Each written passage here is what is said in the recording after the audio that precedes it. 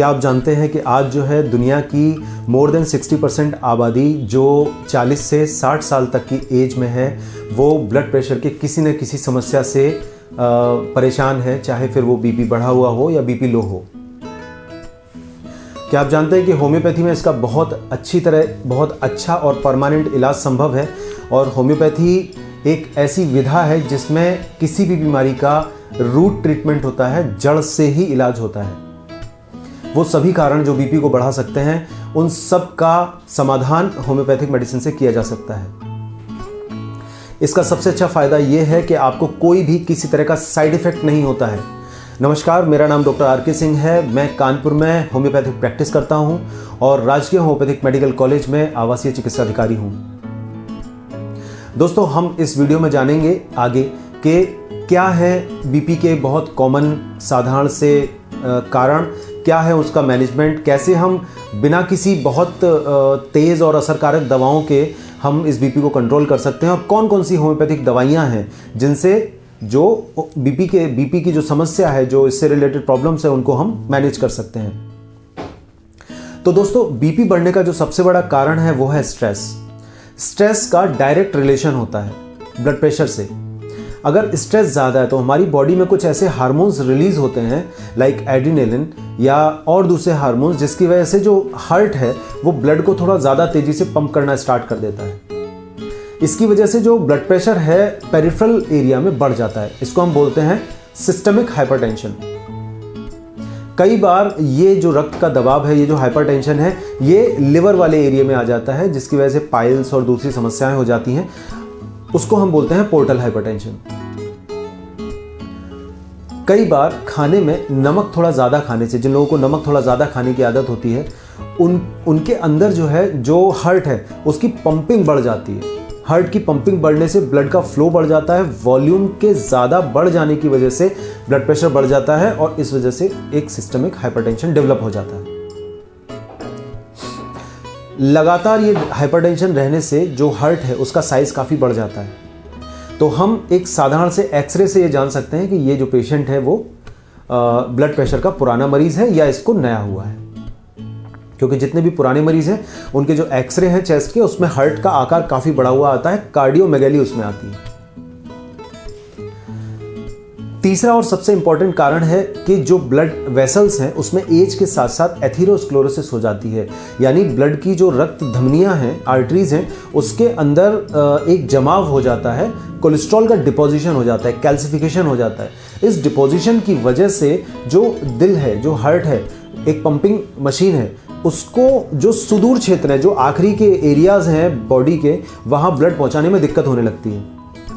तो जब ये दिक्कत होती है तो हार्ट और तेजी से ब्लड पहुंचाता है ताकि बॉडी के किसी भी पार्ट में ऑक्सीजन की कमी ना हो पाए। अब जब हार्ट हमारा ताकत ज़्यादा लगाता है तो बॉडी का हाइपरटेंशन, मतलब बॉडी का जो ब्लड प्रेशर है वो बढ़ जाता है और हमें हाइपरटेंशन हो जाता है। तो दोस्तों, ये तो थे साधारण कॉमन से कारण जिनकी वजह से ब्लड प्रेशर बढ़ सकता है। आइए समझते हैं कि ब्लड प्रेशर जब बढ़ता है तो उसके क्या क्या लक्षण होते हैं। तो बहुत ज़्यादा पसीना आना, बहुत दिल की धड़कन बहुत तेज़ हो जाना, कभी थोड़ा एक्सर्शन करें, तेज़ चलें, सीढ़ियाँ चढ़े तो सांस फूलने लगना, सर में अक्सर कर चढ़ा रहना या सर में अक्सर कर दर्द होना, जो कि एक टपक का दर्द होता है, थ्रॉबिंग टाइप का पेन होता है। ये बेसिक है। चेहरा थोड़ा लाल सा रहेगा, पेशेंट थोड़ा ज़्यादा चिड़चिड़ा रहेगा, छोटी छोटी बातों में उसको तेज़ गुस्सा आएगा, हाइपर हो जाएगा वो। तो इसको हम लोग बोलते हैं हाइपरटेंशन के साधारण लक्षण। आइए समझते हैं कि अगर अचानक बीपी बढ़ जाए और घर में कुछ ना हो तो हम क्या करें। तो दोस्तों, ऐसा कहा जाता है, ऐसा माना जाता है कि अगर आपका ब्लड प्रेशर बढ़ा हुआ है तो जो हमारी हार्ट बीट है वो 72 बीट्स पर मिनट चलती है, और जो हमारी रेस्पिरेटरी रेट है, यानी सांसों की जो गति है, वो 12 प्रति मिनट चलती है। इन दोनों का आपस में 1:6 का रेशो रहता है। ठीक है, 12:6 इज द 72। तो ये 1:6 का रेशो मेंटेन रहता है। आपने देखा होगा जैसे आपकी दिल की धड़कन बढ़ती है, आपकी सांसों की गति भी बढ़ जाती है। दिल की धड़कन को कंट्रोल नहीं किया जा सकता क्योंकि इनवॉलंटरी मूवमेंट होता है, लेकिन सांसों की जो सांसें हैं उसकी गति को कंट्रोल किया जा सकता है क्योंकि वॉलंटरी मूवमेंट है। तो कभी भी अगर आपका ब्लड प्रेशर बढ़ जाए तो सबसे पहला काम, रिलैक्स होकर बैठ जाइए, एकदम सीधे तन के बैठ जाइए और सांसों की गति को नियंत्रित कीजिए। कोशिश करिए कि आपकी जो सांसों की गति है वो 10 से 12 प्रति मिनट में आ जाए, तो धीरे धीरे आपकी जो दिल की धड़कन है वो शांत हो जाएगी, ब्लड प्रेशर डाउन होना शुरू हो जाएगा। दूसरा, अगर कभी ऐसा होता है कि ब्लड प्रेशर बहुत ज़्यादा अगर बढ़ गया है तो उसमें कुछ होम्योपैथिक मेडिसिन है जो बहुत अच्छा काम करती हैं। आइए जानते हैं कि कौन कौन सी ऐसी मेडिसिन है जो साधारण रूप से इस तरह की समस्या में काम करती हैं। तो इसमें जो नंबर 1 मेडिसिन है वो है रोवुल्फिया सर्पेंटाइना, जिसे हम लोग सर्पगंधा भी बोलते हैं। ये डायरेक्ट असर करती है हार्ट के ऊपर और उसको सप्रेस कर देती है। हार्ट के एक्शन को सप्रेस होने की वजह से ब्लड का प्रेशर कम हो जाता है। दूसरी मेडिसिन है क्रेटेगस। क्रेटेगस एक हार्ट का टॉनिक है जो बेसिकली वेसल्स के अंदर जमाव हो गया है, जो एथेरोस्क्लेरोसिस हो गई है, उसको धीरे धीरे करके डिसॉल्व कर देती है और हार्ट की और जो पेरिफेरल आर्टरीज हैं उनको पहले जैसा बना देती है, बिल्कुल नया। और जब जमाव खत्म हो जाता है तो अल्टीमेटली बैक जो फीडबैक मैकेनिज्म है उसकी वजह से हार्ट का प्रेशर कम हो जाता है और ब्लड प्रेशर डाउन हो जाता है। जो सॉल्युबल कोलेस्ट्रॉल है, सॉल्युबल कोलेस्ट्रॉल मतलब जो घुला हुआ है, जो ब्लड में फ्लो कर रहा है, ये तो डिपॉजिटरी कोलेस्ट्रॉल था। जो ब्लड में फ्लो कर रहा है कोलेस्ट्रॉल, अगर उसमें एलडीएल यानी लो डेंसिटी लाइपोप्रोटीन्स हैं तो वो भी बहुत बड़ा कारण होते हैं एथेरोस्क्लेरोसिस बनने के, आर्टेरियोस्क्लेरोसिस बनने के। तो उनको कम करने के लिए होम्योपैथी में 2 मेडिसिन बहुत ज़बरदस्त काम करती हैं। एक है एलियम सटाइवा, 10 बूंद दिन में 3 बार दीजिए, और गोटेरिया गोमेरी। ये 2 मेडिसिन ऐसी हैं कि अगर इनको 10 बूंद दिन में 3 बार दिया जाए तो विद इन 2 to 3 मंथ्स जो कोलेस्ट्रॉल हमारा बढ़ा हुआ है वो डाउन हो जाता है। बहुत आसानी से इसको ट्रीट किया जा सकता है। अगर कभी ब्लड प्रेशर बहुत ज़्यादा बढ़ जाए, इतना बढ़ जाए कि ब्रेन हैमरेज हो जाए, बॉडी का कोई पार्ट लकवा मार जाए, पैरालिसिस हो जाए, तो बिल्कुल घबराइएगा मत। होम्योपैथी में एक मेडिसिन है जिसका नाम है अर्निका।